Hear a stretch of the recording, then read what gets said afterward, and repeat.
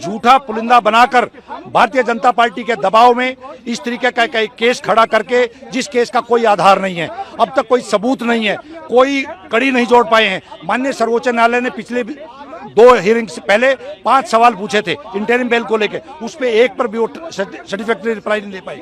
इसी वजह से आज माननीय सर्वोच्च न्यायालय ने अरविंद केजरीवाल जी को इंटरिम बेल देते हुए 1 जून तक वो प्रचार में रहेंगे और 2 जून को उनको दोबारा सरेंडर करना है। सर, क्या फर्क पड़ेगा इससे? अब इलेक्शन आ रहा है, इसमें क्या? देखिए, अरविंद केजरीवाल जी देश के बहुत पॉपुलर नेता हैं।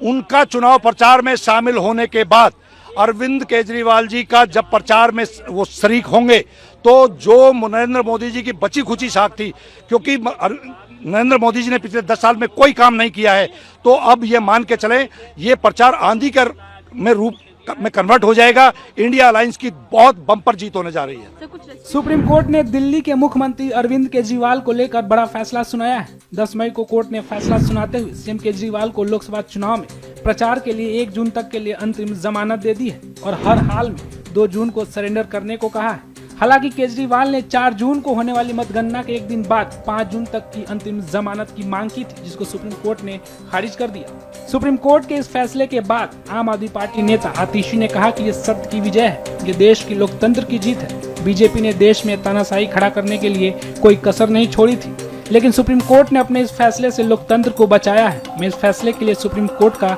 धन्यवाद करती हूँ। ये सत्य की विजय है, ये इस देश के लोकतंत्र की विजय है, ये इस देश के संविधान की विजय है। भारतीय जनता पार्टी ने इस देश में तानाशाही खड़ी करने के लिए कोई कसर नहीं छोड़ी है। जिस प्रकार से विपक्ष पे हमला हो रहा है, जिस तरह से ईडी और सीबीआई का प्रयोग हो रहा है, जिस तरह से चुनाव की घोषणा के बाद एक चुने हुए मुख्यमंत्री को जेल में डाल दिया गया, लेकिन मैं सुप्रीम कोर्ट का धन्यवाद करती हूं कि सुप्रीम कोर्ट सामने आया लोकतंत्र को बचाने के लिए, संविधान को बचाने के लिए।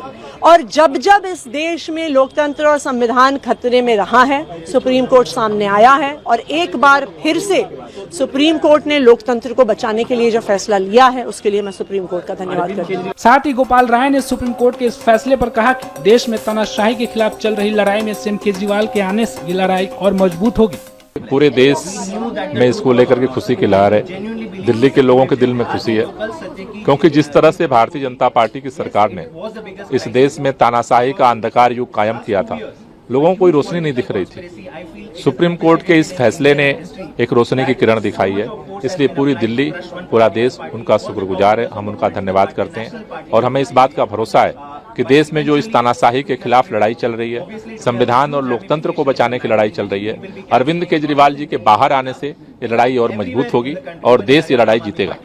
तो वही सौरभ भारद्वाज ने कहा कि दिल्ली सीएम अरविंद केजरीवाल का बाहर आना देश के लिए दिशा मोड़ने वाला समय है। इस चुनाव में अभूतपूर्व बदलाव आएंगे और चुनाव पलट जाएगा। ये अभूतपूर्व है, ये एक तरीके का चमत्कार है और मुझे लगता है कि पीएमएलए जैसे मामले में 40 दिनों के अंदर बेल मिलना, वो भी देश की सबसे बड़ी अदालत से, इसके पीछे ईश्वर की कोई बड़ी, मुझे लगता है, प्लानिंग है, कोई बड़ा डिज़ाइन है।